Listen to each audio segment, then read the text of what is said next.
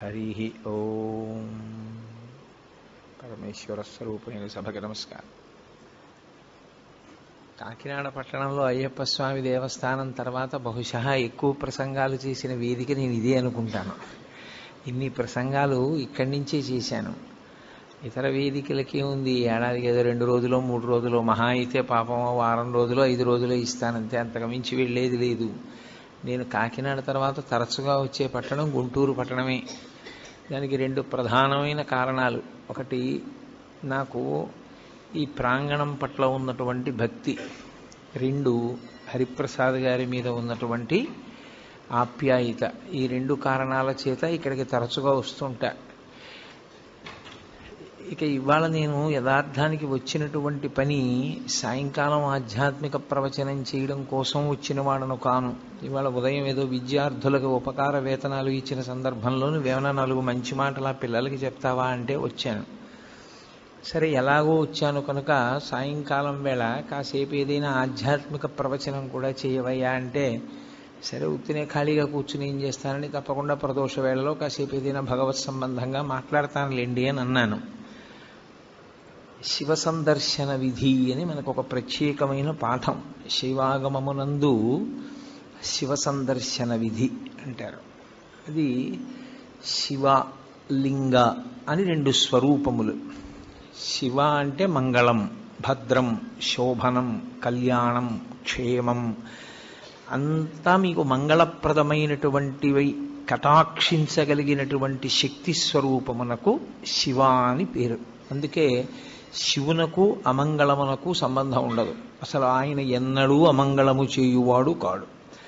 ఎప్పుడూ మంగళం చేసేవాడెవరో, ఎప్పుడూ భద్రాన్ని చేకూర్చేవాడెవరో, ఎవరి అనుగ్రహం చేత శుభ పరంపర మనకి కలుగుతుందో అటువంటి మహానుభావుణ్ణి శివ అని సంకేతిస్తాం. శివునకు ఒక రూపము కాదు. యథార్థమునకు అసలు పరమేశ్వరుడికి ఒక రూపం ఉంటే కదూ. కోటేశ్వరరావు అంటే ఏదో ఒక రూపంతో ఉంటాడు. పరమేశ్వరుడికి అలా ఒక రూపం ఉండదు. ఆయన చేసినటువంటి చేష్టితముల వలన భక్తులను అనుగ్రహించాలనేటటువంటి ఆయన యొక్క కారుణ్య తీవ్రత వలన ఆయన అనేక రూపములను ధరిస్తాడు. అంతకని లీలారూపములు అని పిలుస్తారు. అవి 63 లీలారూపములు ఉన్నాయి పరమశివుడికి. 63 లీలారూపములలో అత్యంత శ్లాఘనీయమైనగా ప్రస్తుతి చేయబడేటటువంటి స్వరూపం, మనకి ఎప్పుడూ మనం దర్శనం చేసేటటువంటి స్వరూపం, ఒక చేతిలో త్రిశూలం పట్టుకుని ఒక చేతిలో ఢమరుకాన్ని పట్టుకుని ఉంటాడు. నటరాజస్వరూపంగా ఢమరుకాన్ని పట్టుకుంటాడు. ఒక్కొక్కచో శివస్వరూపంగా ఢమరుకాన్ని పట్టుకుంటాడు. ప్రధానంగా శివుడు అనేటప్పటికి పట్టుకునేది త్రిశూలం. త్రిశూలం పట్టుకుని నిలబడ్డాడు అంటే అది శివ. త్రిశూలము అంటే లోకంలో ఉన్న నానుడు ఏమిటంటే అది పెట్టి పొడిచి చంపేస్తుంటాడు ఆయనని. అందుకొరకు కాదు ఆయనకు ఆయుధం. అది త్రైగుణ్యం శూలమీతస్య పరసు సత్యనిష్టత అని లింగపురాణం వ్యాఖ్య. త్రైగుణ్యం శూలమీతస్య, 3 గుణములు ఆయన చేతిల యందు ఉంటాయి. ఆ 3 గుణములే పైన ఉన్నటువంటి 3 పైకి పొడుచుకుని వచ్చినటువంటి శూలస్వరూపములు. ఈ 3 ఒక కర్ర లాంటి దానికి ఆధారభూతమై దాని నుండి పైకి ప్రసరిస్తాయి కొమ్ముల్లా. ఆ 3 దండంలా ఉండేటటువంటిది ఏది ఉందో అది నిర్గుణ స్థితి. అసలు ఏ గుణము లేనటువంటి స్థితి పరమేశ్వరుడిది. అందులో నుండి 3 గుణములను ప్రసరింపచేయగలిగినటువంటి శక్తి స్వరూపుడు కూడా ఆయనే. అది చెప్పడానికి ఆయన త్రిశూలం పట్టుకుంటాడు. సాధారణంగా మీకు శివాలయం అంటే ఎక్కడ శివస్వరూపము ప్రకటనముగా ఒక రూపంతో కరచరణాదులతో ఉండదు. శివాలయం అంటే అది శివలింగాలయం అని గుర్తు. లింగస్వరూపమే ఉంటుంది శివాలయంలో. ఆ లింగస్వరూపమునకు ఒక రూపము లేదు. లింగము ఇలాగే ఉండాలి అని నిర్ణయమేం లేదు. చిన్న లింగం ఉంటుంది, పెద్ద లింగం ఉంటుంది, చాలా పెద్ద లింగం ఉంటుంది, వివిధ పదార్థములతో చేయబడినటువంటి శివలింగాలు ఉంటాయి.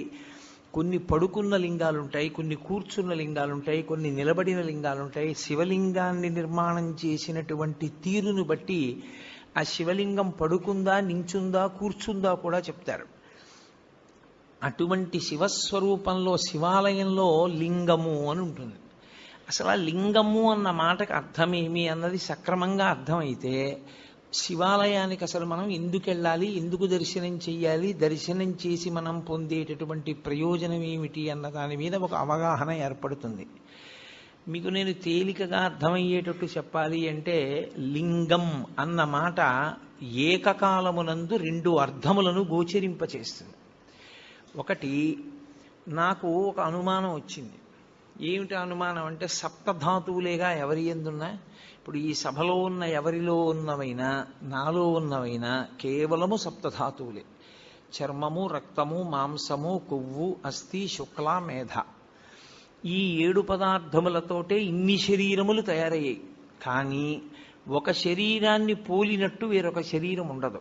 అలాగని తండ్రి పోలిక కొడుక్కి రాకుండా ఉండదు, ఏదో కూతురికి ఏ మేనమామ పోలికో తల్లి పోలికో వస్తుంది. మరి పోలికొచ్చినా ఒకేలా మాత్రం ఏ ఇద్దరు వ్యక్తులు ఉండడానికి అవకాశం లేదు. ఇంత భిన్నత్వంతో ఈ లోకాన్నంతటినీ ఆయన సృజించాడు. విశ్వము యొక్క మాట పక్కన పెట్టండి, అసలు ప్రపంచం యొక్క మాట పక్కన పెట్టండి, ఒకే వ్యక్తినే తయారు చేస్తున్నాడు ఆయన. మనుష్యుణ్ణి తయారు చేస్తున్నాడు. అందరికీ 2 కళ్ళు పెట్టాలి, అందరికీ ఒక ముక్కు పెట్టి 2 కన్నాలు పెట్టాలి, అందరికీ 2 చెవులు పెట్టాలి, అందరికీ నోరు పెట్టాలి, అందరికీ నుదురు పెట్టాలి, జుట్టు ఉంచాలి. కానీ 1 కోటి మంది వ్యక్తుల్ని ఏకకాలంలో చూసినా ఒక వ్యక్తిలా వేరొక వ్యక్తి ఉండకూడదు. ఇంత నిర్మాణ దక్షతతో, ఇంత గొప్పగా అదే పదార్థములతో ఇంత భిన్నత్వాన్ని తీసుకొచ్చేటట్టుగా చెక్కిన శిల్పి ఎవరు నాకు చూడాలనిపించింది అనుకోండి. నేను ఎక్కడో అక్కడ చూడాలి కదూ, వాడిని చూడాలని నాకు ఆతృత పుట్టింది. ఏదో మనం బదరీ వెళ్ళాలనుకున్నట్టు, కేదారం వెళ్ళాలనుకున్నట్టు, అరుణాచలం వెళ్ళాలనుకున్నట్టు ఆయన్నొక్కసారి చూద్దామని అనిపించింది అనుకోండి. అప్పుడు ఆయన లింగస్వరూపంతో ఉంటాడు. ఎందుకు లింగస్వరూపంతో ఉంటాడంటే, ఆ చెక్కినటువంటి వ్యక్తి ఉన్నాడే, ఈ లోకమునంతటినీ కూడా సృజించిన వాడు ఉన్నాడే, వాడు నిర్మించి విడిచిపెట్టలేదు. వాడు దీని వృద్ధికి నాశనానికి కూడా కారణమవుతున్నాడు. కొన్నాళ్ళు పెరగాలి జీవులన్నీ, పెరిగిన జీవులు లయమైపోవాలి, లయమైపోయినప్పుడు ఈ భూమి మీదే పడిపోవాలి, భూమిలోనే కలిసిపోవాలి. మళ్ళీ సృష్టింపబడినప్పుడు బయట ఉన్న పంచభూతములతోటే సృష్టింపబడాలి. ఇది పెరుగుతూ ఉండాలి, ఇదే మళ్ళీ తరిగిపోతూ ఉండాలి, ఇదే పడిపోతూ ఉండాలి. జీవుల యొక్క పాపపుణ్యములను దృష్టిలో పెట్టుకుని శరీరాల్ని మారుస్తూ ఉండాలి. లోపల ఉన్నవాడు జీవుడు, వాడికి ఏవో పాపపుణ్యాలు ఉన్నాయి, ఇవాళ ఇందులో ఉన్నాడు. ఇది పడిపోయిన తర్వాత వాడు ఇందులోకి వెళ్ళాలి, నిర్ణయం చేసి ఆ శరీరాన్ని సిద్ధం చేసి అందులోకి పంపాలి. ఇన్ని లెక్కలు కట్టుకుంటూ ఉండాలి, ఇన్ని విషయాల్ని చూస్తూ ఉండాలి, ఇన్ని విషయాల్ని నిర్వహిస్తూ ఉండాలి. అందుకే మీరు ఎప్పుడైనా దేవతా స్వరూపాల్ని చూస్తే సనాతన ధర్మంలో తామర పువ్వు పట్టుకుంటారు. ప్రతి వాళ్ళు ఓ తామర పువ్వు పట్టుకుంటారు. ఎందుకు ఆ తామర పువ్వు అంటే, తామర పువ్వు వికసనమునకు గుర్తు. వికసనము అంటే ఒక నిర్దిష్టమైనటువంటి వ్యూహముతో ఈ విశ్వము నిర్వహింపబడేటట్టుగా చేయగలిగినటువంటి ఏర్పాటు. భూమి తన చుట్టూ తాను తిరగాలి, తిరుగుతూ సూర్యుడి చుట్టూ తిరగాలి. భూమి తన చుట్టూ తాను తిరుగుతున్నప్పుడు ఒకే వేగంతో తిరగాలి, 24 గంటల్లో పూర్తి చెయ్యాలి. సూర్యుడి చుట్టూ తిరిగితే ఋతువులు ఏర్పడాలి, తన చుట్టూ తాను తిరిగితే రాత్రింబవళ్ళు ఏర్పడాలి. నక్షత్రములు భూమి కన్నా 1,000,000 రెట్ల పెద్దవైన మిణుక్కు మిణుక్కుమంటూ అంత దూరంలో అలాగే ప్రకాశిస్తూ ఉండాలి, స్వయం ప్రకాశకములై. భూమి లోపల ఎన్ని భోగ్య వస్తువులను దాచుకున్నా ఎంత ఉందో, ఎంత తవ్వుతున్నామో, ఎంత ఇస్తోందో, ఇంకా ఎంత మిగిలిందో ప్రపంచంలో తెలుసుకోగలిగినటువంటి వాడు లేడు. భూమి లోపల ఇంత ఖనిజ సంపద ఉంది, ఇంత వాడాం, ఇంకా ఇంత మిగిలింది చెప్పగలిగిన వాడు ప్రపంచంలో ఎవ్వడూ లేడు. ఎంత ఉందో తెలియదు, ఎంత తీస్తున్నామో తెలియదు, ఎంత ఖర్చు పెడుతున్నామో తెలియదు. ఇంత దాచిన వాడెవరు? అదిగో ఇవన్నీ నిర్వహిస్తున్నవాడున్నాడే, వాడు పరమేశ్వరుడు అని పేరు. ఆ పరమేశ్వరుణ్ణి చూడాలనేటటువంటి కుతూహలం కలిగినటువంటి వాడు ఆలయ ప్రవేశం చేసినప్పుడు లింగముగా దర్శనమిస్తాడు. లింగము అంటే గుర్తు. దేనికి గుర్తు? నీకు కలిగిన ఆర్తికి జవాబు చెప్పటానికి గుర్తు. అందుకే శివాలయంలోకి ఎందుకు వెళ్ళాలి అంటే, నీకు ఆర్తి కలిగితే వెళ్ళాలి. ఏ ఆర్తి కలిగితే వెళ్ళాలి అంటే, నీకు అసలు ఈ విశ్వాన్నంతటినీ నిర్మించి నిర్వహించి లయం చేస్తున్న వాణ్ణి చూడాలి అని నీకు అనిపిస్తే అప్పుడు శివాలయంలోకి వెళ్ళాలి. ఆ వెళ్ళినప్పుడు నీకు కలిగేటటువంటి అనుభూతి వేరు, అది లేకుండా శివాలయంలో ప్రవేశిస్తే ఉండేటటువంటి స్థితి వేరు. అందుకే లింగం నీకు కలిగిన ఆర్తికి జవాబు కాదు. పరమేశ్వరుడి వైపు నుంచి చూసినప్పుడు పరమేశ్వరుడికి అసలు రూపం ఏమిటి? ఈ రూపంతో ఉంటాడు పరమేశ్వరుడు, ఇంతే, ఇలాగే ఉంటాడు, ఇంకింతకన్నా భిన్నంగా ఉండడు అని నేను అన్నాను అనుకోండి, తప్పది. అసలు ఈశ్వరుడికి ఆకృతి లేదు. కొంచెం నేను దగ్గరికి తీసుకొచ్చి చెప్పాలి అంటే, యథార్థం అవుతుందని చెప్పలేను, దగ్గరికి తీసుకొచ్చి చెప్పాలంటే ఆయన మేలిమి బంగారము వంటివాడు. ఇప్పుడు ఆ బంగారంతో మీరు గొలుసు చేయించుకోవచ్చు, కేయూరం చేయించుకోవచ్చు, కంకణం చేయించుకోవచ్చు. అది నామరూపములుగా మీ ఇష్టాన్ని బట్టి మారుతుంది. కానీ అసలు పరమేశ్వరుడు ముద్ద బంగారం, దానికి ఏం రూపం లేదు, మీరు మార్చుకున్నారు.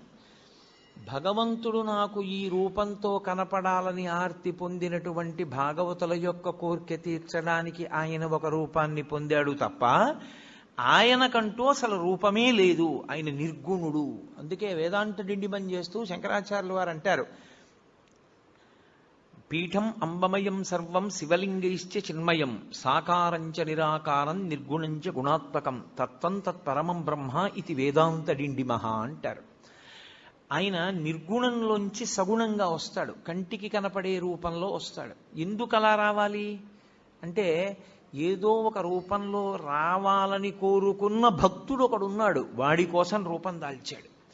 లేకపోతే అసలు ఆయనకి రూపంతో ఉండవలసిన అవసరమే లేదు, అంతటా నిండి నిబిడీకృతమై ఉంటాడు. కాబట్టి ఆయనని ఒక రూపంతో చెప్పడం కుదరదు. ఒక రూపం చెప్పకపోతే మనసు నిలబడదు.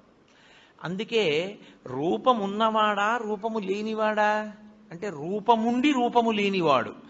ఉంది, శివలింగం ఉంది, కానీ దానికి రూపం ఉందా? రూపం లేదు. అందుకే శివలింగానికి వేదాంతంలో అరూపరూపి అని పేరు. రూపమున్నది, రూపము లేనిది. ఇలా ఓ ఆకారం కనపడుతోంది, కానీ దానికి కాళ్ళ, చేతుల, ముఖమా? ఏమి లేవు. కాబట్టి అది అరూపరూపి. ఇప్పుడు ఆ శివలింగము ఒక గుర్తు. ఏమంటే అది ఒక గుర్తు అయితే దానికి శక్తి ఏం లేదు, అది ఒక గుర్తుగా మనం పెట్టుకున్నామంతే తప్పించి అది నిజంగా శక్తివంతం కాదా అని మీరు అంటారేమో. శివలింగానికి ఉన్నటువంటి శక్తి అసలు లింగ స్వరూపంలో ఉంది. ఎందుచేత అంటే, శివలింగం ఎలా ఉంటుంది? ఇలా ఉంటుంది కదా, గుండ్రంగా ఉంటుంది. ఇప్పుడు ఇలా గుండ్రంగా ఉంది అని నేను అన్నాను అనుకోండి, శివలింగం ఇంత ఉంది, ఇంతదైతే అప్పుడు అందులోకి పట్టేవి ఇంకొంచెం పెరిగాయా? ఈ గది అంతా అన్నాను అనుకోండి, అప్పుడు ఈ గదిలో అన్నీ అందులోకి పట్టేశాయా? గుంటూరంతా అని తిప్పాను అనుకోండి, గుంటూరంతా లింగంలో ఉందా? కాదు. ఆంధ్రదేశం అంతా అని తిప్పాను అనుకోండి, ఆంధ్రదేశం అంతా అందులో ఉందా? అలానే తిప్పుతూ ఈ బ్రహ్మాండం అంతా అన్నాను అనుకోండి, ఇప్పుడు ఈ బ్రహ్మాండం అంతా ఎందులో ఉంది? అందులోనే ఉంది. అంతా ఎందులో ఉందో అది లింగం, అంతా ఎందులో పెరుగుతోందో అది లింగం, అంతా ఎందులోకి కలిసిపోతోందో అది లింగం. ఇప్పుడు పరమేశ్వరుణ్ణి యథార్థముగా సూచించుటకు గుర్తు శివలింగము. కాబట్టి కంటితో కనపడినది కాదు, ఇది సర్వవ్యాపకమైతే, ఇది చుట్టుకుంటే నిజానికి దీనిలో ఈ బ్రహ్మాండమంతా ఉన్నది అని గుర్తుపట్టాలి. సరే ఏమండి, ఊహ చేత గుర్తుపట్టమంటున్నారు మీరు, నిజమే, ఊహ చేత గుర్తుపడతాం. మన ఊహ చేత ఈశ్వరునికి శక్తి ఆపాదించడమా? అసలు నిజానికి శివలింగానికి ఏమైనా శక్తి ఉంటుందా? అక్కడ ఓ శివలింగం ఉందనుకోండి, ఇప్పుడు ఇక్కడ శివాలయంలో శివలింగం ఉంది, ఆ శివలింగానికి శివలింగంగా ఏమైనా శక్తి ఉంటుందా? నా ఊహ చేత నేను అలా ఆలోచించడమేనా అంటే, శివలింగమునకు 5 ముఖములు ఉంటాయి, 5 ముఖములతో ఉంటుంది. ఏది ముఖము అంటే, మీరు ఎటు విభూతి రాసి బొట్టు పెడితే అది ముఖం.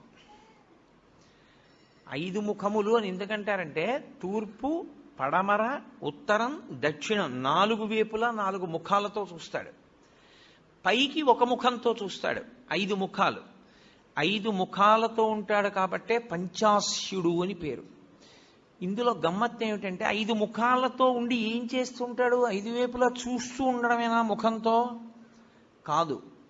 మీరు జాగ్రత్తగా గుర్తుపట్టగలిగితే శివాలయాలన్నింటిలోకి శివాగమంలో అత్యంత శ్రేష్టమైన శివాలయం, ఉత్తర క్షణంలో మీరు దర్శనం చేస్తే కోరికలను ఈడేర్చగలిగినటువంటి శివాలయం, దాన్ని మించి ఇంకొక శివాలయం ఉందని చెప్పడం సాధ్యం కాని శివాలయం పశ్చిమాభిముఖమైన శివాలయం. అంటే మీరు లోపలికి ప్రవేశించినప్పుడు ఆలయంలో శివలింగం పశ్చిమ ముఖాన్ని చూస్తే దాన్ని సద్యోజాత శివాలయము అంటారు. అది సద్యోజాత ముఖంతో చూస్తోంది. అది శివాగమంలో అన్ని శివాలయాల్లోకి శక్తివంతమైన శివాలయం అదే. ఈశ్వరుడు తూర్పుకి ఒక ముఖంతో చూస్తాడు, దాన్ని తత్పురుష ముఖము అంటారు. ఇప్పుడు ఇక్కడ ఉండే శివాలయంలో ఉండే శివలింగం తూర్పుని చూస్తోంది. తూర్పుని చూస్తోంది అంటే దాని ఉద్దేశ్యం ఏమిటంటే, మీరు లోపలికి వెడుతున్నప్పుడు దేవాలయం కట్టినప్పుడు రాజద్వారానికి ఎదురుగుండా దాని ముఖం తూర్పు వైపుకుంటుంది. తత్పురుషము అంటారు. ఈ తత్పురుషం వైపు చూసేటటువంటి ముఖం, తత్పురుషమని పేరున్న ముఖం తూర్పుకి చూస్తే అది తిరోధానాన్ని చేస్తుంటుంది. తిరోధానము అన్న మాటకు అర్థం ఏంటంటే చీకటిలో ఉంచుతూ ఉంటాడు. ఆ ముఖంతో తెలియనివ్వడు. మాయాస్వరూపుడై లోకమునకు జ్ఞానము లేకుండా చెయ్యగలిగినటువంటి ముఖమునకు తత్పురుష ముఖమని పేరు. అది మాయ కమ్మిస్తూ ఉంటుంది అందరి మీద.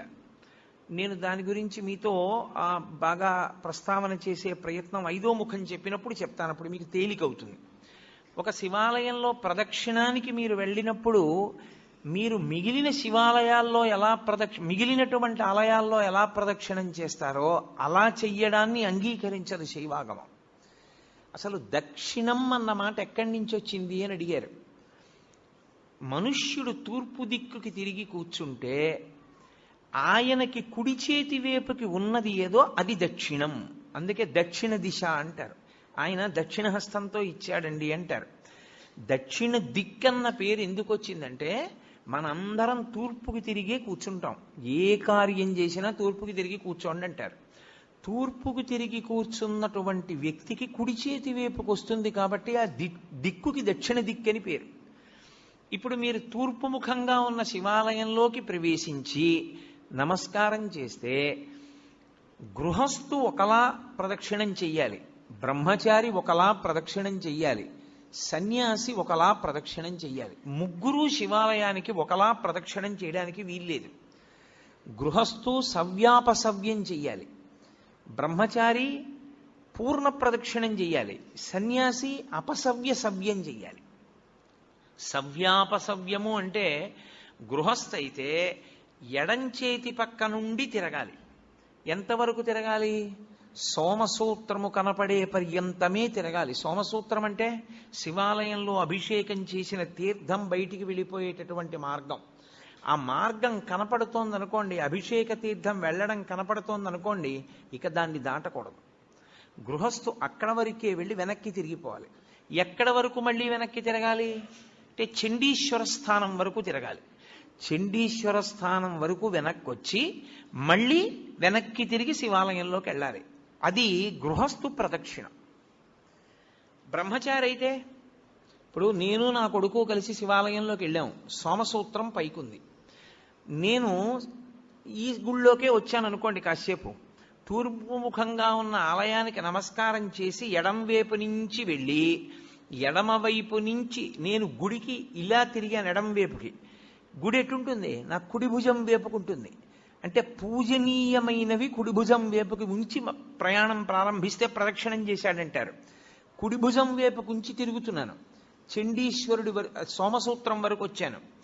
బయటకుంది సోమసూత్రం, కప్పేసి లేదు. ఇక్కడ దేవాలయంలో కప్పబడి ఉంటుంది, పైకి తెలియదు సోమసూత్రం. పైకి ఉందనుకోండి, నేను ఇక దాటకూడదు గృహస్థుని, నాకు వివాహం అయిపోయింది. అప్పుడు నేను వెనక్కి వెళ్ళిపోవాలి. వెనక్కి వెళ్ళి మళ్ళీ తిరిగి చండీశ్వర స్థానం దగ్గరికి రావాలి. నా కొడుకు వాడు బ్రహ్మచారి, వాడికి పెళ్ళి అవ్వలేదు ఇంకా, వాడు సోమసూత్రం దాటచ్చు. వాడు సోమసూత్రం దాటి గుండ్రంగా తిరిగి శివుడికి ఎదురుగుండా వస్తాడు. నేను సోమసూత్రం దాకా వెళ్ళి వెనక్కి వెళ్ళి చండీశ్వరుణ్ణి చూసి చండీశ్వరుడి దగ్గర నుంచి మళ్ళీ తిరిగి శివలింగం దగ్గరికి వస్తాను. నాకు అది ప్రదక్షిణం, బ్రహ్మచారికి అది ప్రదక్షిణం. సన్యాసి వస్తే సన్యాసి సవ్యం చేయకూడదు, ఇలా ఎడం పక్క నుంచి వెళ్ళకూడదు, కుడి పక్క నుంచి తిరిగి పూర్ణ ప్రదక్షిణం చెయ్యాలి. శైవాగమం అలాగే చెప్పింది, అలాగే చెయ్యాలని చెప్పింది. కాబట్టి శివాలయంలో ప్రదక్షిణము అందరికీ ఒక్కలా ఉండదు. శివాలయంలో ప్రదక్షిణం చేసేటప్పుడు పదఘట్టన వినపడకూడదు. మీ అడుగుల చప్పుడు కాని వినపడిందా ప్రదక్షిణం చేసేటప్పుడు మహాపాపం వేస్తారు ఖాతాలో. పాదాల చప్పుడు వినపడకుండా ప్రదక్షిణం చేస్తే పరమశివుడు అంత ప్రసన్నుడవుతాడు. శివాలయంలో ప్రదక్షిణం చేత వచ్చేస్తుందంతే శక్తి అంతా. ఎలా ప్రదక్షిణం చెయ్యాలని అడిగారు. నిండు గర్భిణి ఇంకొక గంటలోనో 2 గంటల్లోనో ప్రసవం అవుతుంది. కిందంతా బిందెతో నూనె పోసేశారు. ఆమెకు ఒక పెద్ద బింది ఇచ్చి నీళ్లు చంకలో పెట్టారు, డొక్కలో. ఆమె పట్టుకుంది. ఇప్పుడు ఆ నూనె ఒలికిపోయిన నేల మీద నడుస్తోంది. ఆమె ఎంత పరాకుగా అడుగు వేసి నడుస్తుందో ప్రదక్షిణ సమయంలో అంత పరాకుగా అడుగు వేసి నడవాలి, చప్పుడు రాకుండా. అదే ఉపమానాన్ని వాడింది శైవాగమం. యథాతథంగా మీకు నేను ఆ ఉపమానాన్ని అందించాను. అంత మెల్లగా పదఘట్టన లేకుండా తిరగవలసి ఉంటుంది. అందుకే అడుగడుగు ప్రదక్షిణం అంటారు. ఇలా అడుగు వేసి దాని ముందుకు తెచ్చి అడుగు వేస్తారు, మళ్ళీ అడుగు వేస్తారు. నిశ్శబ్దంగా ప్రదక్షిణం చేయాలి. శివాలయంలో ప్రదక్షిణం చేస్తూ ఏమీ మాట్లాడకూడదు. అసలు శివాలయంలోకి వెళ్ళి లింగాన్ని చూడడం కాదు. మీరు శివాలయంలో శివుడు 8 రూపాలతో ప్రకాశిస్తూ ఉంటాడు. ఇప్పుడు ఈ 8 శివస్వరూపాలే. శివాలయం యొక్క గోడ కనపడింది అనుకోండి, శివుడు కనపడినట్టు. అందుకే పూర్వం ధ్వజం ఎంత దూరం కనపడుతుందో అంత దూరము చెప్పులు విప్పి మేళతాళాలు మోగించేవారు కాదు. అలా ఊరేగింపు వెళ్ళిపోతుంది అనుకోండి, ఏదో పెళ్లి ఊరేగింపు, దేవాలయానికి ధ్వజం కనపడితే ఇక ఆ ధ్వజం కనపడినంత దూరం మేళతాళాలు మోగించేవారు కాదు. ఎందుకంటే ఈశ్వరోత్సవం అయితేనే మోగించాలి. శివుడే లెక్క ఆ గోడ. ఆ గోడ దగ్గరికి వెళ్ళి నువ్వు ఏదైనా చెయ్యకూడని పని చేస్తే శివలింగం మీద చేసినట్లే లెక్కలో కడతారు శాస్త్రంలో. అందుకే అన్ని ప్రాకారాల నిర్మాణం అందుకు చేసేవారు, రక్షించడానికి. దీని శివాలయం యొక్క ప్రాకారము శివుడు, శివాలయం యొక్క గోపురము, పెద్ద ఆలయ గోపురం ఉంటుంది, ఆ ఆలయ గోపురము శివుడు, ధ్వజస్తంభము శివుడు. మీరు లోపలికి వచ్చిన తర్వాత శివలింగం ఉన్నటువంటి ఆలయ గోపురము శివుడు, లోపల ఉన్న శివలింగము శివుడు, అర్చక స్వామి శివుడు, చండీశ్వరుడు శివుడు, బలిపీఠము శివుడు. 8గా ఉంటాడు శివుడు. ఈ 8 మీకు ఏది కనపడినా మీకు శివదర్శనమైనట్టు లెక్క. నేను గోడ ఒకటే చూశాననుకోండి, నేను శివదర్శనం చేసినట్టు. నేను ధ్వజం వంక చూశాననుకోండి, నాకు శివదర్శనం అయిపోయినట్టు. నేను గోపురం చూశాననుకోండి, నేను శివదర్శనం చేసేసినట్టు. నాకు అర్చకుడు కనపడ్డాడనుకోండి, శివదర్శనం చేసినట్టు. చండీశ్వర స్థానం దగ్గరికి వెళ్ళాడనుకోండి, శివదర్శనం చేసినట్టు. ఈ 8 చూశాడనుకోండి, పూర్ణంగా శివదర్శనం చేసినట్టు. ఎందుకంటే శివతత్వము ఎప్పుడూ అష్టమూర్తి తత్వంగానే వెడుతుంది. 8 అంకెకి కట్టుబడాలి శివతత్వం. అందుకని ఈ 8 యందు పరమశివుని యొక్క తేజస్సు ఉంటుంది. శివుడే 8గా ఉంటాడు. ఈ 8లో మీరు ఏది దర్శనం చేసినా శివాలయంలో శివదర్శనము చేసినట్లే. కాబట్టి ఇప్పుడు తూర్పున ఉన్నటువంటి ముఖం తత్పురుష ముఖం. ఈ తత్పురుష ముఖం వాయువు మీద అధిష్టానంగా ఉంటుంది. ఉండి లోకమునంతటినీ తిరోధానం చేస్తూ ఉంటుంది. తిరోధానము అన్న మాటకు అర్థం మీకు నేను బాగా తర్వాత చెప్తాను. మీరు ప్రదక్షిణం చేస్తూ ఇలా ఎడం పక్కకు వస్తే దక్షిణ దిక్కు వస్తుంది. దక్షిణాన్ని చూస్తూ దక్షిణామూర్తి ఉండాలి శివాలయంలో. శివాగమంలో దక్షిణాన్ని చూస్తూ దక్షిణామూర్తి ఉండకుండా శివాలయం కట్టకూడదు. ప్రదక్షిణం చేసేటప్పుడే దక్షిణామూర్తి కనపడాలి. దక్షిణామూర్తి దక్షిణాన్ని ఎందుకు చూస్తాడంటే ఆయన మృత్యుంజయుడు. ఆయన ఉత్తరాన్ని కూర్చుని దక్షిణాన్ని చూస్తాడు. మృత్యువును గూర్చినటువంటి భయము లేనివాడు ఆయన. ఆయన పాదములు పట్టుకుంటే మృత్యుభీతి పోతుంది. భయం పోతుంది. అందుకే దక్షిణామూర్తి స్వరూపం అసలు సమస్త ఐశ్వర్యము దగ్గర నుండి, చదువుల దగ్గర నుండి, మోక్షము వరకు దక్షిణామూర్తి ఇవ్వలేనటువంటిది లోకమునందు లేనే లేదు. అసలు మీకు నేను ఒక గొప్ప రహస్యం చెప్తాను. ధ్యానం చెయ్యడానికి అత్యంత యోగ్యమైనటువంటి స్వరూపం ఏదో తెలుసా? చాలా గొప్ప స్వరూపం దక్షిణామూర్తి స్వరూపం. నేను హైదరాబాద్లో ఉపన్యాసాలు చెప్పేటప్పుడు ఉదయం వేళ దక్షిణామూర్తిని ఎలా ధ్యానం చెయ్యాలి అన్నది దాదాపు 10 రోజులు ఎంతో ప్రతిరోజు తరగతులు నిర్వహించాను. దక్షిణామూర్తిని కానీ మీరు ధ్యానం చెయ్యగలిగితే మీకు ఏది అభ్యున్నతిని కల్పిస్తుందో అవన్నీ మీకు ఈశ్వరుడు ఇచ్చేస్తాడు. ఆయన ధ్యానం చాలు. అంత మంగళప్రదమైన స్వరూపం, అంత అందమైన స్వరూపం, అంత సౌమ్యమైన స్వరూపం ధ్యానానికి వేరొకటి ఉండదు. అత్యంత ఆకర్షణీయమైన మూర్తి నటరాజు. అత్యంత మంగళప్రదుడు, ధ్యానయోగ్యుడు దక్షిణామూర్తి. అందుకే ప్రపంచం అంతటా కూడా నటరాజ విగ్రహాలు ఎత్తుకుపోతారు. పాశ్చాత్య దేశాల్లో నటరాజ విగ్రహాలు కొంటూ ఉంటారు. ఎందుకో తెలుసా? అసలు ఆ స్వామి భంగిమ అలా ఉంటుంది. ప్రపంచంలో ఏ దేవతా స్వరూపంలోనూ కనపడనంత వేగం ఒక్క నటరాజుకే ఉంటుంది. అసలు అలా నటన చేసేటటువంటి వాడు మీకు ఎక్కడా ఇక సృష్టిలో కనపడడం. అంత వేగం ఉంటుంది నటరాజులో. అందుకు వాళ్ళు ఆ మూర్తులు ఎత్తుకుపోతూ ఉంటారు. ఎందుకంటే దొంగతనం చేసి కొంటూ ఉంటారు. అసలు ఆ రూపం ఎలా వచ్చిందని వాళ్ళు అధ్యయనం చేస్తారు. ఇప్పుడు నాకు చాలా పెద్ద జుత్తు పెంచుకున్నాను అనుకోండి, ఇలాగా నేను ఇలా అన్నాను అనుకోండి, నా జుత్తు అంతా ఇటు ఎగురుతుంది. నేను అంతే వేగంగా ఇలా అన్నాను అనుకోండి, ఆ జుత్తు ఇటు ఎగురుతుంది. నేను ఇలా అన్న జుత్తు ఇటు పడే లోపల ఇలా అంటే మళ్ళీ ఇటు జుత్తు ఇటు, ఇటు జుత్తు ఇటు ఉండేటట్టుగా తలని అంత వేగంగా తిప్పుతున్నాను అనుకోండి, అంటే ఈ జుత్తు ఇటు పడదు, అసలు ఈ జుత్తు ఇటు పడదు. ఇది ఇటిలా లేచి ఉంటుంది, ఇటిలా లేచి ఉంటుంది. తలని నిలబెట్టి ఉంచలేదు, తిప్పుతున్నాను. అంత వేగంగా తిప్పుతున్నానంటే ఈ జుత్తు ఇటు పడడానికి కానీ ఈ జుత్తు ఇటు పడడానికి కానీ ఆస్కారం లేదు. ఇది ఇలా నిలబడిపోయి ఉంటాయి. అందుకే మీరు నటరాజస్వామి మూర్తిని చూస్తే ఇక్కడ కాదు, కాంచీపురంలో ఏకాంబరేశ్వర దేవాలయంలో ఉంటుంది మహానుభావుడి యొక్క దేవాలయం. మీరు అక్కడ చూడాలి. ఈ జుత్తు ఇలా ఉంటుంది, ఈ జుత్తు ఇలా ఉంటుంది. మీరు ఎప్పుడైనా నటరాజస్వామి మూర్తిని చూసి ఉంటారు, ఇంటికెళ్ళి మీ దగ్గర ఉంటే బాగా చూడండి. జుత్తు ఇలా ఉండదు, ఉండి కిరీటం పెట్టుకోడు, ఇది ఇటు ఇది ఇటు ఎగురుతూ ఉంటుంది. అంటే నటరాజులో ఉన్నటువంటి వేగం, ఆ వేగం ఎక్కడిది అన్నదాన్ని ప్రయత్నం చేశారు. అసలు ఈ సృష్టిలో కదలికలలో ఉన్నటువంటి వేగాన్ని నటరాజులో చూపించారు. అందుకే శివస్వరూపాల్లో అద్భుత స్వరూపం నటరాజు. అత్యంత ధ్యానయోగ్యము దక్షిణామూర్తి. చిన్న పిల్లలు ఇంట్లో ఉంటే చిన్న పిల్లల దగ్గర నుంచి రేపో మాపో వెళ్ళిపోతాడనుకున్నంత పెద్ద వయస్సున్నవాడి వరకు దక్షిణామూర్తి స్వరూపము ధ్యానయోగ్యమే. మిగిలిన ఏ రూపాలు, ఏ దేవతా స్వరూపాలు మీకు అలా ధ్యానయోగ్యములు కావు. అన్ని వేళలా మీరు ఒకే రూపాన్ని, బ్రహ్మచారి, గృహస్థు, వానప్రస్థు, సన్యాసి, నలుగురు ఒకే రూపాన్ని ఆరాధన చేయడం కుదరదు. నేను మీకు ఒక ఉదాహరణ చెప్పాలంటే, కృష్ణ పరమాత్మని నేను ధ్యానం చేశాననుకోండి, నేను గృహస్థుని కనుక ఆవు దూడ పక్కన ఉన్నటువంటి త్రిభంగి అయిన కృష్ణుండే నేను ధ్యానం చేయాలి. ఆవు దూడ లేని కృష్ణుణ్ణి సన్యాసి ఉపాసన చేయాలి.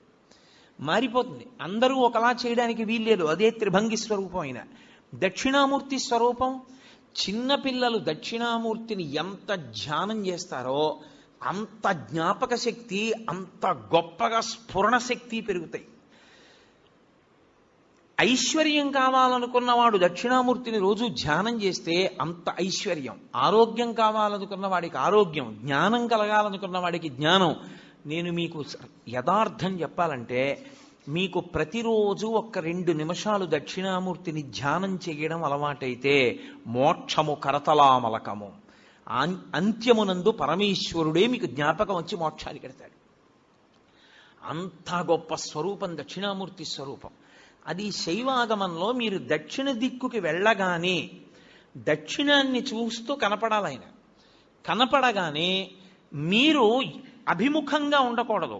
మీరు ఇటు పక్కకెడితే తూర్పు ముఖం చేస్తారు. తూర్పు ముఖం చేసి మీరు ఆయన పాదాల వంక చూసి నమస్కారం చెయ్యాలి. ఇక్కడ మీరు చాలా అదృష్టవంతులు.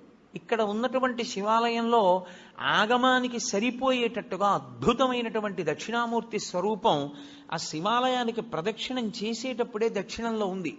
చాలా శివాలయాలు ఇవాళ రేపు కడుతున్నటువంటి శివాలయాలలో అసలు ఆ వైభవం లేదు. అంత గొప్ప స్వరూపం దక్షిణామూర్తి స్వరూపం. ఈ దక్షిణ దిక్కుకి చూసేటటువంటి మూర్తి దక్షిణామూర్తిగా మనని చూడమని చెప్తారు. అన్నీ మీకు ఇస్తాడు. కానీ శివలింగం యొక్క దక్షిణానికి చూసేటటువంటి ముఖానికి అఘోరమని పేరు. అది అగ్నిహోత్రానికి అంతటికి అధిష్టానమై ఉంటుంది. ఉండి ఈ సమస్త ప్రపంచాన్ని లయం చేసేది అదే. అందరు జీవుల్ని పడగొట్టి తనలో కలుపుకునేటటువంటి తత్వమున్నటువంటి పరమేశ్వర స్వరూపం దక్షిణాన్ని చూసేటటువంటి అఘోర స్వరూపం. అందుకే శివాలయానికి ప్రదక్షిణం చేస్తే నియమం వేరు. మీరు ఏదో ఇలా తిరగడానికి వీల్లేదు శివాలయంలో. ఇప్పుడు మీరు ఇక్కడున్న శివాలయంలోకే వెళ్ళారనుకోండి, మీకు బాగా అర్థమయ్యేట్టు నేను చెప్పాలంటే, మీరు లోపలికి వెళ్ళి చూడగానే చేతులు జోడించి ఓం తత్పురుష ముఖాయ నమః అనాలి. ఒకవేళ భక్తులకి ముఖాలు తెలియవేమోనని బోర్డు పెడతారు. అందుకే అసలు శివాలయంలో బోర్డు ఉండాలి. లేకపోతే మీకు ముఖాల పేర్లు ఎలా గుర్తుంటాయి? గుర్తుండవు. గుర్తుండాలి. ఉండని వాడికి సౌలభ్యం కోసం బోర్డు పెడతారు. బోర్డు పెడితే ఓం తత్పురుష ముఖాయ నమః అని నమస్కారం చేసి మెల్లగా దక్షిణానికి వెళ్ళాలి. మళ్ళీ అభిముఖంగా పై చూసి ఓం అఘోర ముఖాయ నమః అనాలి. ఎవడు అలా అంటూ ప్రదక్షిణం చేస్తుంటాడో వాడు మళ్ళీ పుట్టవలసిన అవసరం లేని రీతిలో జ్ఞానం ఇచ్చి కలుపుకుంటాడు. అందుకని దక్షిణామూర్తి ఉంటారు దక్షిణానికి. లేకపోతే ఆయన లోకాన్నంతటిని లయం చేసి మళ్ళీ పునర్జన్మలిచ్చే స్వరూపమై ఉంటాడు. అందుకే అగ్నికి అధిష్టానమై ఉంటాడు. మీరు దక్షిణాన్ని దాటి పశ్చిమానికి వచ్చారనుకోండి, శివాలయంలో ఆగమం ప్రకారం ఏమిటంటే పశ్చిమ దిక్కున సుబ్రహ్మణ్యేశ్వరుడు ఉండాలి. ఉండి పశ్చిమానికి వెడితే మళ్ళీ మీరు గుడికి ఎదురుగుండా నిలబడాలి. ఆ గుడి యొక్క గోడకి ఎదురుగుండా నిలబడి ఓం సద్యోజాతముఖాయ నమః అనాలి. సద్యోజాతము అనబడేటటువంటి ముఖం పశ్చిమ దిక్కుని చూస్తూ ఉంటుంది. ఆ పశ్చిమ దిక్కుని చూసేటటువంటి సద్యోజాత ముఖము పృథివికి అధిష్టానమై ఉంటుంది. అది సృష్టికంతటికీ కారణం అదే.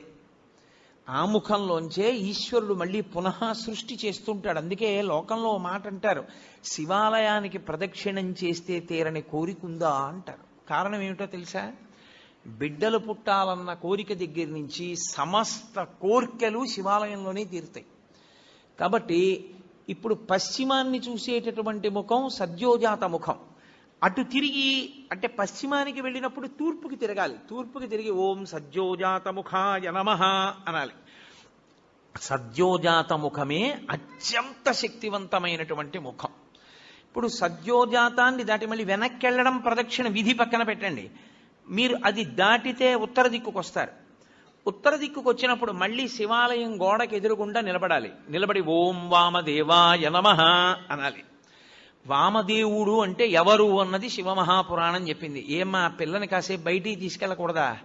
ఎందుకమ్మా పిల్ల ఎందో ఏదో మాట్లాడుతూ ఉంటుంది, చిన్న పిల్ల దానికి ఏం తెలుసు, కాసేపు బయటికి తీసుకెళ్ళండి. శివమహాపురాణం ఆ ఉత్తర దిక్కున ఉండేటటువంటి శివుడి ముఖాన్ని వామదేవ ముఖము అని పిలిచింది.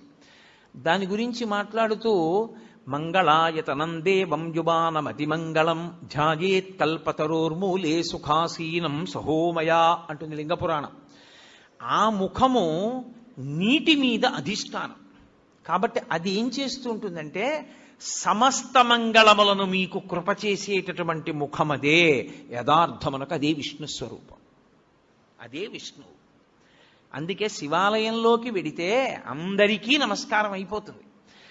ఓం వామదేవాయ నమః అని అన్నారనుకోండి, లేకపోతే ఓం వామదేవ ముఖాయ నమః అంటే అనారోగ్యం ఉండదు.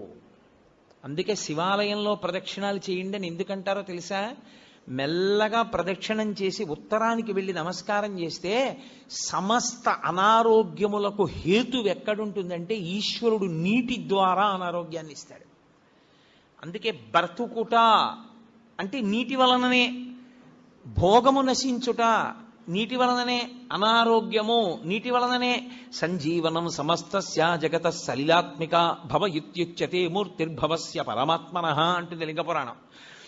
నీటి మీద ఆయన అధిష్టానం. మీకు అందుకే ఏదైనా ఊరు వెళ్ళారనుకోండి, నాకు అక్కడ కూర పడలేదండి అన్నావు, నాకు ఆ నీళ్లు పడలేదండి అంటాడు. అనారోగ్యమునకు కారణము నీరే, మనిషి పడిపోవడానికి కారణము నీరే. నీరు అంత శక్తివంతం. నీటి మీద అధిష్టానమై ఆయన ఉత్తరాన్ని చూస్తూ ఉంటాడు. ఆ ముఖానికి ప్రతిరోజు మీరు గోడవంక చూసి ఓం వామదేవ ముఖాయ నమః అన్నారనుకోండి, ఆయన మీకు ఏకకాలమునందు మూడిటిని కృప చేస్తాడు. ఒకటి, మీకు ఏదుందో దాన్ని ఉంచుతాడు, అది పాడైపోకుండా కాపాడతాడు. రెండవది, మీకు ఉత్తరోత్తరాభివృద్ధిని ఆయనే కల్పిస్తాడు. ఉత్తరోత్తర మీరు సంతోషంగా ఉండడానికి కావలసిన సమస్త అభివృద్ధి ఆ ముఖంలోంచే వస్తుంది. మూడు, వచ్చినటువంటి భోగస్థానములను మీరు అనుభవించడానికి వీలుగా దేహారోగ్యం ఉంచుతాడు. ఈ మూడు ఇంగ్లీష్లో సస్టినెన్స్ అంటారు, స్థితి ఉంచుట. ఈ పదంలోకి వెళ్ళేటటువంటి సమస్తమైనవి కూడా వామదేవ ముఖంలోకే వెళ్ళిపోతాయి. వామదేవ ముఖంతో ఉన్న మూర్తిని పూర్తిగా చూడాలంటే మీరు పశుపతినాథ్ దేవాలయం ఎదురుగుండా ఉన్న గోడ పైన ఉన్నటువంటి శిఖరం దగ్గర చూడాలి. శివమహాపురాణంలో ఎలా చెప్పారో అలాగే కల్పవృక్షం కింద కూర్చుని ఎడమతొడ మీద పార్వతీదేవిని పెట్టుకుని ఎంత సంతోషంగానో, ఎంత నవ్వుతూ ఉంటాడో. పరమశివుడు అంత ప్రసన్నుడై అంత నవ్వుతూ మీకు కనపడ్డం. వామదేవ ముఖంతో ఉండేటటువంటి పరమేశ్వరుడు అంత ప్రహృష్టవదనంతో ఉంటాడు.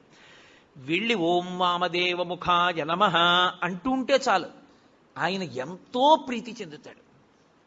తూర్పు ముఖాన్ని అలా ఉంచండి. 5వ ముఖం పైకి ఉందే, దాన్ని ప్రదక్షిణం పూర్తి చేసేటప్పుడు చూడాలి. మీ ప్రదక్షిణం పూర్తయిపోయాక శివాలయంలో లింగాన్ని చూసి బయటికి వచ్చేయకూడదు. ఒకసారి మీరు అక్కడే నిలబడి పైకి చూడాలి. ఇలాగా చూసి ఓం ఈశానముఖాయ నమః అనాలి. దానికి పేరు ఈశానము అని పేరు 5వ తలకాయకి. అది ఆకాశానికి అంతటికీ అధిష్టానమై ఉంటుంది. అదే మోక్షకారకం. ఇప్పుడు మీరు కొంచెం జాగ్రత్తగా గమనిస్తే నేను ఇందులో 5 ముఖముల చేత 5 కార్యములను ప్రతిపాదన చేశాను. సృష్టి, స్థితి, లయ, తిరోధాన, అనుగ్రహములు అని. సృష్టి కొత్తగా ఏర్పడుతూ ఉండడం, స్థితి ఉండడం, లయ పడిపోవడం, మళ్ళీ బ్రహ్మాండంలో కలిసిపోతూ ఉండడం. తిరోధానము అన్న మాటకు అర్థం ఏమిటో ఇప్పుడు నేను చెప్తాను చూడండి. తిరస్కరణీ విద్య అని ఒక విద్య, తిరస్కరణీ విద్య ఉందండి ఆయన దగ్గర, చాలా జాగ్రత్తగా ఉండండి అంటారు. తిరస్కరణీ విద్య అంటే ఏమిటో తెలుసా? ఆయన తనకి ఉన్నటువంటి ఉపాసన బలం చేత, తనకి వశమైనటువంటి దేవతల కృప చేత అక్కడ ఉన్న వస్తువు మీకు కనపడకుండా చేస్తాడు. దాన్ని తిరస్కరణీ విద్య అంటారు. అప్పుడు ఏమవుతుందంటే ఆయన ఏ దేవతని పిలిచాడో ఆ దేవత మీకు కనపడకుండా చేస్తుంది ఆ వస్తువుని. చిన్న చిన్న దేవతల్ని పట్టుకుంటారు, పట్టుకుని ఉపాసన చేస్తారు. చేస్తే తిరస్కరణీ విద్య స్వాధీనం అయిపోతుంది. తిరస్కరణి ఎంత గొప్పదో అలాగే అవతల వారిని వశీకరణం చేస్తారు. వాళ్ళు ఎప్పుడూ ఇంకా వాళ్ళకే వశవర్తులైపోతారు. అలా వశీకరణ విద్య, ఇవన్నీ విద్యలు ఉంటాయి. ఇందులో తిరస్కరణీ విద్య అక్కడ ఉన్నది కనపడదు, కనపడకుండా చేస్తాడు. అక్కడది ఉన్నది కనపడకుండా చెయ్యడం తిరస్కరణీ విద్య అయితే, తిరస్కరణి ఎక్కడి నుంచి వచ్చిందో తెలుసా? తిరోధానము. తిరోధానము అంటే ఉన్నది కనపడకుండా లేనిది ఉన్నట్టు కనపడుతుంది. చూసారా, మాంత్రికుడు మాయ చేశాడండి అంటారు, అదే తిరస్కరణీ విద్య. తిరోధానము అంటే ఏది ఉన్నదో అది కనపడకుండా, ఏది లేదో అది ఉన్నట్టు కనపడుతుంది. సత్యము అసత్యముగా, అసత్యము సత్యముగా కనపడేటట్టు చేయగలిగిన ముఖమునకు తత్పురుష ముఖం అని పేరు. అది తిరస్కరణి. ఏది దాస్తోంది అది? అదే మాయా. శంకర భగవత్పాదుల యొక్క ప్రతిపాదన అక్కడుంది. అందుకని పీఠాధిపతులందరూ చంద్రమౌళీశ్వరారాధన చేస్తారు. వాళ్ళందరూ చంద్రమౌళీశ్వరారాధన ఎందుకు చేస్తారంటే వాళ్ళెవ్వరూ మాయకి కట్టబడకుండా జ్ఞానమునందు నిలబడడానికి శంకరాచార్యుల వారు పెట్టిన పద్ధతి. ఇప్పుడు తిరస్కరణి ఉన్నది ఆత్మ ఒక్కటే, పరమేశ్వరుడు ఒక్కడే ఉన్నాడు. ఒక్కడే అయిన పరమేశ్వరుడు కనపడకుండా విశ్వము కనపడుతూ ఉంటుంది. అబ్బో ఎంతమంది ఉన్నారో, ఎన్ని మొక్కలు ఉన్నాయో, ఎన్ని పువ్వులు ఉన్నాయో అంటాడు. తప్ప ఉన్న విశ్వనాథుడు కనపడడు. విశ్వనాథుడు కనపడకుండా విశ్వం కనపడేటట్టు చేస్తాడు. అలా కనపడినంత కాలం మాయకి వశుడైపోయాడు గుర్తు. మాయకి వశుడైనంత కాలం మళ్ళీ పుడుతూ ఉంటాడు. మళ్ళీ పుట్టినవాడు మళ్ళీ చస్తూ ఉంటాడు. మళ్ళీ చచ్చినవాడు మళ్ళీ పుడుతూ ఉంటాడు. అంటే సృష్టి స్థితి లయ తిరోధాన, సృష్టి స్థితి లయ తిరోధాన వీటిలో తిరుగుతాడు. 5వది అనుగ్రహం, మోక్షమూర్తి. అది దక్షిణామూర్తి దగ్గర ప్రారంభం అవుతుంది. ఆయన అనుగ్రహించాడా అసలు ఉన్న వస్తువు కనపడే అసత్యమైన వస్తువు కనపడకుండా పోతుంది. అసత్యమైన వస్తువు కనపడకుండా పోవడం అంటే మీకు యథార్థము ఎరుకలోకి వస్తుంది. ఎవరే ఇది నేను కాదురా, ఇది నేను తొడుక్కున్నటువంటిది ఈ శరీరం. అసలు నేను లోపల ఉన్న అహంస్ఫురణ, లోపల ఉన్న ఆత్మ నేను, ఆ ఆత్మ సర్వవ్యాపకమై ఉన్నది. అందుకే అందరూ నేను నేను నేను అంటున్నారు. మా ఎక్కడి నుంచి వచ్చింది? అందులో ఉన్న నేను ఒకటే, ఇందులో ఉన్న నేను ఒకటే. నాకు ఆకలేస్తోంది నేను అన్నప్పుడు నేను బాధపడుతున్నాను అంటే నిజానికి అందులో ఉన్న నేను బాధేదో, ఇందులో ఉన్న నేను బాధ అదే. కానీ ఇందులో నేను అనేటప్పటికి అందులో నేననదు, నువ్వు అంటుంది. ఇక్కడ నేనే అక్కడ నేనై ఉన్నా ఆ నేను ఈ నేను కలిపి ఒకటే అని అనుభవంలోకి వచ్చిందనుకోండి, తిరోధానం పోయిందని గుర్తు. నేను నువ్వు అందనుకోండి, తిరోధానమనందు ఉన్నాడని గుర్తు. అంటే ఈశ్వరుడు మాయ కమ్మిస్తున్నాడని గుర్తు. అంటే మళ్ళీ పుడతాడని గుర్తు.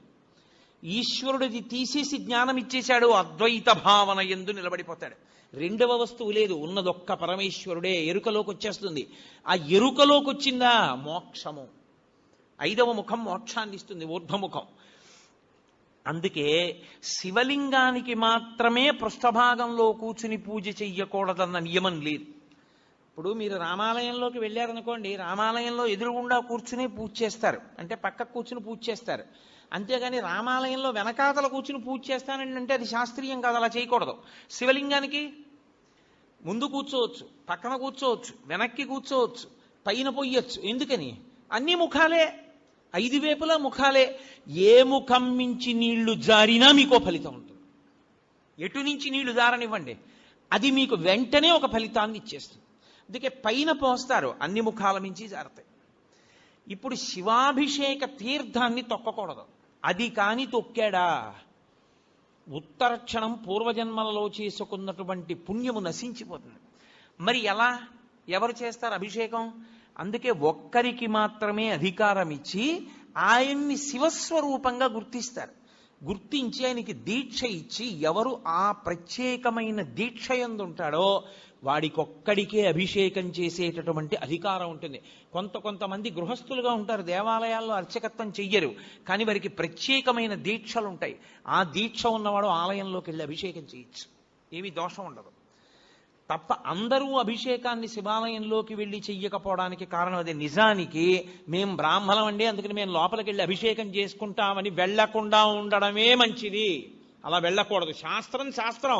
నేను శాస్త్రం ఒక్కటే చెప్తా, పై మాటలు మాట్లాడడం నా జన్మలో నాకు అలవాట్లేదు. లోపలికి వెళ్ళి చెయ్యవలసిన వాడు అర్చకుడొక్కడే. నీకు శాంభవ దీక్ష లాంటి దీక్షలుంటే నువ్వు వెళ్ళడానికి అర్హుడు. అటువంటి దీక్ష నీకు లేకపోతే నువ్వు లోపలికి వెళ్ళి అభిషేకం చేయడం మంచి పద్ధతి కాదు. అర్చకుడే చెయ్యాలి. నువ్వు తొక్కుతావు అనవసరంగా, లేనిపోని ఇబ్బందులన్నీ వస్తాయి. ఎందుకని తెచ్చుకోవడం? కాబట్టి శివాలయము 5 ముఖములతో ఉండి 5 మీద అధిష్టానంగా ఉంటుంది. ఇదే అమ్మవారి పరంగా చెప్పారనుకోండి, పంచకృత్య పరాయణ, ఈ 5 అమ్మవారు చేస్తుందంటారు. అందుకే ఒకచో అమ్మవారు చేస్తుంది, ఆవిడ నిర్వహిస్తుంది, అప్పుడు మధురై అంటారు. మీనాక్షి అన్నీ చేస్తుంది, సుందరేశ్వరుడు ఊరుకుంటాడు. అలాగే చిదంబరం పరమేశ్వరుడు చేస్తాడు, అమ్మవారు ఊరుకుంటుంది. అందుకే ఎక్కడ ఉండేటటువంటి తత్వము అక్కడ ఉంటుంది. కాబట్టి అమ్మవారు చేస్తుంది, అయ్యవారు చేస్తారు ఈ పంచకృత్యములను. శైవ సిద్ధాంతమనందు ఈ 5 పరమశివుడు చేస్తాడు అని మనం శివ సందర్శన విధి యందు శైవాగమని చెప్తుంది. అందుకుని అలా చూడాలి. శివాలయంలోకి వెళ్ళినప్పుడు శివలింగాన్ని 3 మూర్తులుగా చూడవలసి ఉంటుంది. స్థూలలింగము, సూక్ష్మలింగము, భద్రలింగము అని 3. స్థూలలింగము అంటే ఆలయం యొక్క గోపురం. అందుకే శివాలయంలోకి వెడుతూనే ఏవీ మాట్లాడవద్దు అని చెప్తారు. నువ్వు ఇవన్నీ చూస్తూ వెళ్ళు. ఆలయ శిఖరం వంక చూస్తే స్థూలలింగాన్ని చూసినట్టు, ఆలయంలో ఉన్న శివలింగాన్ని చూస్తే సూక్ష్మలింగాన్ని చూసినట్టు, బలిపీఠాన్ని చూస్తే భద్రలింగాన్ని చూసినట్టు. బలిపీఠము అంటే ఉగ్రభూతములు తిరుగుతుంటాయి వాతావరణంలో, వాటిని మీరు దేవాలయంలో భక్తుల్ని ఇబ్బంది పెట్టవద్దని కొంచెం అన్నం తెచ్చి బలిహరణ మంటపం మీద పెడతారు. అవి తింటాయి, ఆ మంటపం మీద ఉన్న అన్నం తింటాయి. అవి భక్తుల జోలికి రావు. ఆ బలిపీఠాన్ని చూస్తే భద్రలింగ దర్శనం చేసినట్టు. మీరు ఎప్పుడైనా గమనించారో లేదో, ఒక్క శివలింగానికే ఒక ప్రత్యేకమైన గుర్తు ఒకటి ఉంటుంది. మీరు ఎప్పుడైనా చూడండి, అన్ని శివలింగాల మీద ఉండదు అలాగా. మీరు కొన్ని శివాలయాల్లోకి వెళ్ళినప్పుడు శివలింగం దగ్గరికి వెళితే దాని మీద కొన్ని గీతలు ఉంటాయి ఇలాగా. అది ఏమిటో తెలుసా గీత? అలా గీత ఎందుకు ఉంటుందో తెలుసా ఎవరికైనా? అలా గీత ఉంటే దాన్ని బ్రహ్మసూత్రము అని పిలుస్తారు. అలా గీత ఉంది అంటే నీ అదృష్టం పండి నువ్వు అక్కడికి వెళ్ళావని గుర్తు. 1000 మాటలు ఓ శివాలయంలోకి వెడితే నీకు ఎంత ఫలితమో, అలా గీతలు ఉన్నటువంటి శివలింగం ఉన్న గుళ్ళోకి వెడితే అంత ఫలితం. విశేషమైన ఆరాధనీయమో అని గుర్తు. అలాంటి శివలింగం ఉన్న గుడిలోకి వెడితే తప్పకుండా మీరు మీ ద్రవ్యాన్నో, మీ బలాన్నో, మీ సంపత్తినో, మీ పాటనో, మీ పద్యాన్నో, మీ కష్టాన్నో